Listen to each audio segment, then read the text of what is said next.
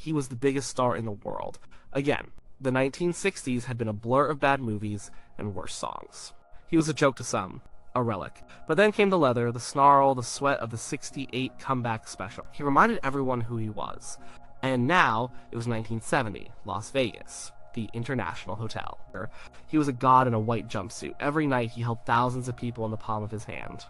He could make them scream with a sneer. He could make them cry with a hymn. He was in total control. But there was one song he sang during that time that felt different. It wasn't about shaking his hips or being a hound dog.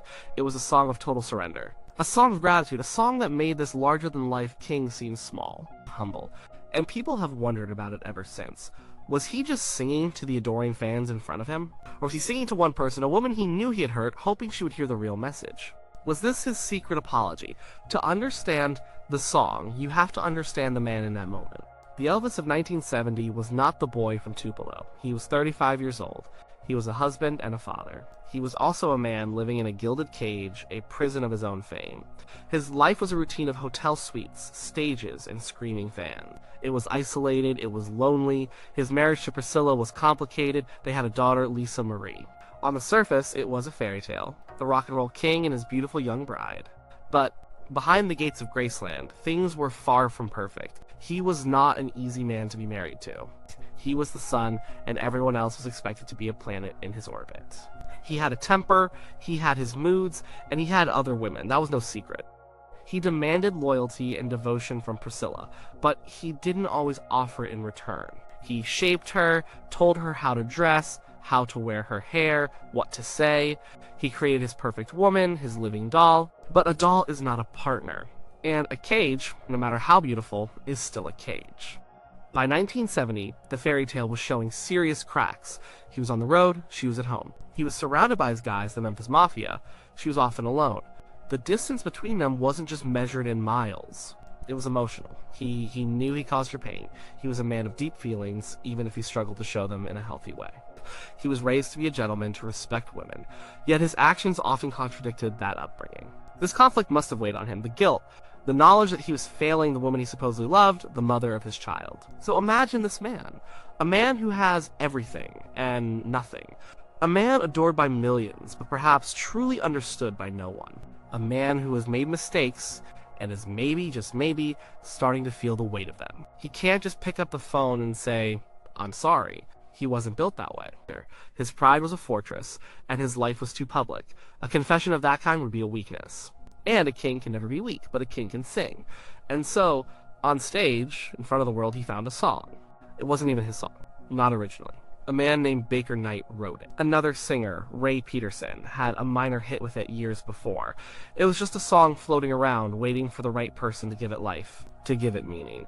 When Elvis sang it, it became something else entirely. It became a testament, a prayer. Let's think about the words. The song starts by talking about a moment of misunderstanding, when no one else can understand me. For a man like Elvis, this line must have felt like his own personal truth. Who could possibly understand his life? The pressure, the isolation, the world saw the swagger and the smile. They didn't see the man alone in his hotel room after the show, grappling with his own demons. The lyrics speak of a single person who cuts through that noise, one person who gets it. Then comes the admission of his own darkness.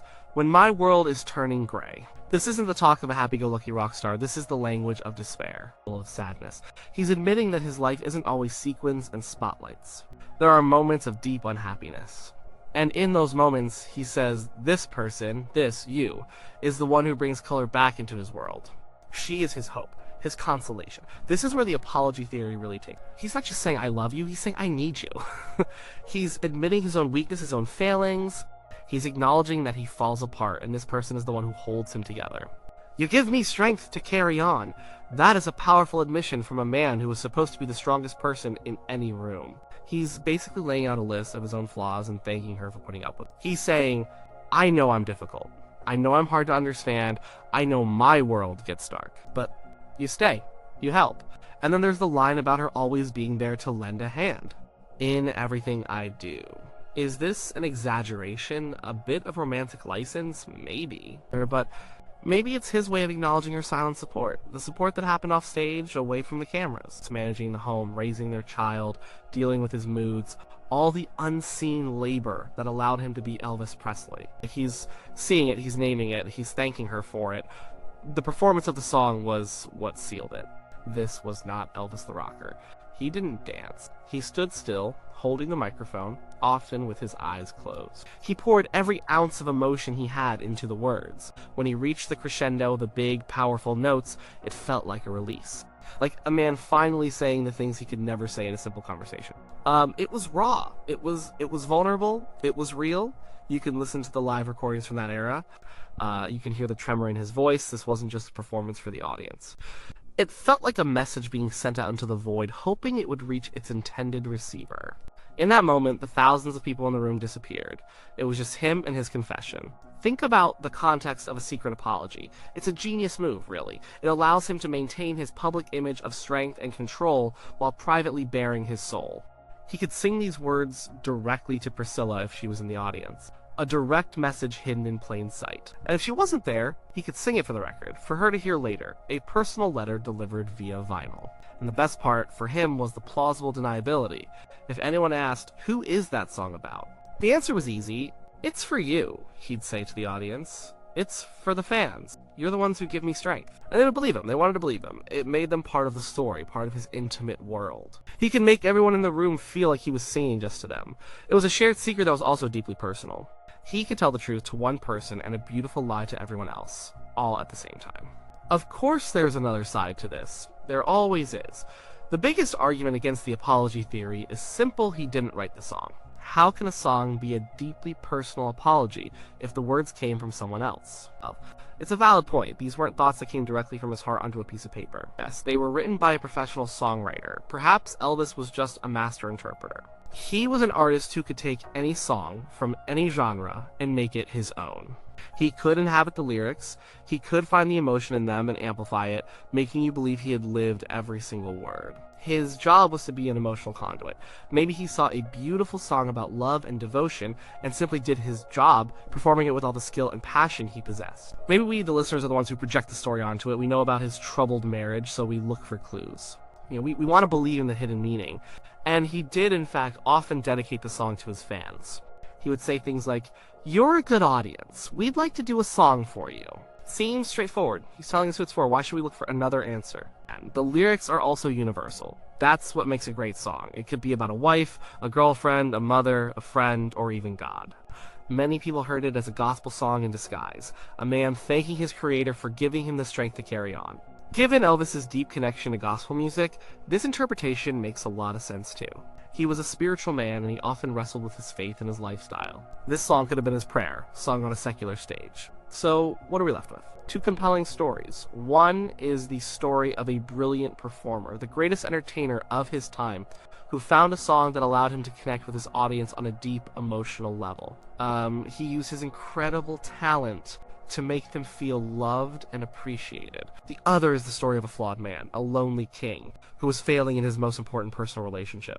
A man who couldn't find the words to say, "I'm sorry, I need you, thank you for putting up with me." So he found a song that said it all for him, and he sang it with all his heart, hoping the one person who needed to hear it would understand. Or ultimately, we can't know for sure what was in his heart. That's the thing about a secret. It dies with the person who keeps it. Elvis is gone. Priscilla has spoken of their difficult times, but she's never definitively said that this song was his apology to her. But maybe the answer doesn't have to be one or the other. Maybe it was both. Maybe he sang it for Priscilla on the nights he felt the guilt most keenly. And maybe he sang it for the fans on the nights he felt their love lifting him up. And maybe he sang it for God on the nights he felt lost and alone. The song was a vessel big enough to hold all of his gratitude, his guilt, and his need for grace. The power of the song and of his performance is that it allows for all these truths to exist at once. It's a mirror. We see in it what we want to see. The fan sees devotion, the romantic sees an apology. The believer sees a prayer. What we know for certain is this: in 1970, at the peak of his power, Elvis Presley stood on a stage in Las Vegas and sang a song of complete and utter vulnerability. He laid his soul bare. It was a moment of breathtaking honesty from a man whose life had become a performance, and it was a side of himself he rarely showed the world. Whether it was an apology, a thank you, or a prayer, It was the truth, or his truth. It was a man admitting he couldn't do it alone. It was a confession that for all his strength, he was weak. For all his fame, he was lonely. For all his power, he needed help. And that recognition, that humbling admission, is the real wonder. The wonder of you.